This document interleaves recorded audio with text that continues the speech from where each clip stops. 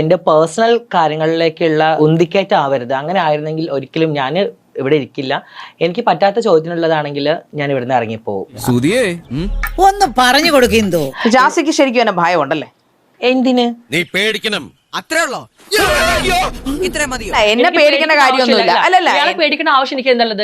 ആവശ്യമില്ലാത്ത ചോദ്യങ്ങൾ ചോദിക്കരുത്. പേടി മറയ്ക്കാനാണ് നിങ്ങൾ അങ്ങനെ ഇൻട്രോ എന്റെ മുമ്പിൽ കൊണ്ടിട്ടത്.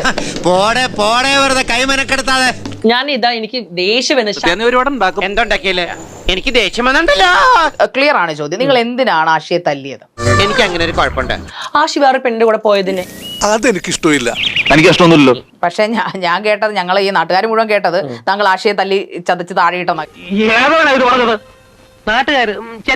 നാട്ടുകാർ എന്തൊക്കെയാ പറയുന്നുണ്ട്? നാട്ടുകാർ പറഞ്ഞ എല്ലാം സത്യമാണ്. നാട്ടുകാരോട് പോകാൻ പറ.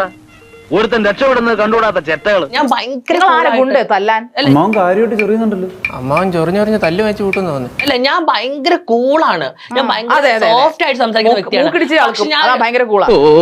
പൊതുവാൾജി എനിക്കിനെ ചോര കളക്കണ്ടട്ടാ. Cool down Karthi, cool down. താങ്കളൊരു ഫേക്ക് ട്രാൻസ് ആയിട്ട് കാണിക്കുന്നു എന്നാണ് അവരുടെയൊക്കെ ആരോപണം. ഞാൻ എന്ത് കോമാളിത്തരാണ് കാണിച്ചത്? എന്റെ പൊന്നുസാക്കിയാണോ കോമാളിത്തരം? എന്താടാ പുച്ഛിച്ചൊരു ചിരി? ഷാരിയുടെ ഇന്റർവ്യൂ ആണെന്ന് അറിഞ്ഞിട്ടാണ് സഭ്യതയോടെ പെരുമാറുക. ഞാൻ സഭ്യത വിട്ട് പെരുമാറിയിട്ടില്ല. ഇല്ലെങ്കിൽ നാക്ക് ചൊറിഞ്ഞു വന്നത്. നാക്ക് ചൊറിഞ്ഞപ്പോ ആ ചൊറിച്ചിലങ്ങ് മാറ്റായിരുന്നില്ലേ? ഇയാളുടെ ഇന്റർവ്യൂ കണ്ടിട്ട് എനിക്ക് സത്യം പറയാൻ ഞാൻ രണ്ടര പറയാനായിട്ട് തന്നെയാണ് വന്നത്. ഞാൻ തുടങ്ങിയിട്ട് ഇന്നെനിക്ക് രണ്ടിലൊന്നറിയണം. അതെ, അത് മനസ്സിലായി. അല്ല, അത് മനസ്സിലായി. ചിലപ്പോ തല്ലിന്ന് വരും. പിന്നെ നീ എഴുന്നേറ്റ് കളിക്കണ്ട. കുറച്ചു നേരം നീ തുടങ്ങിയിട്ട് ഈ കൈ മുദ്ര കാണിക്കാൻ മാത്രമല്ല, തീർക്കും ഞാൻ ഇന്ന് തീർക്കും ഞാൻ. നിങ്ങൾ എങ്ങനെ ആശ സഹിച്ചു എനിക്ക് മനസ്സിലാവില്ല. ഇത് കുറെ ആഗ്രഹിച്ച കാര്യങ്ങളാണ്.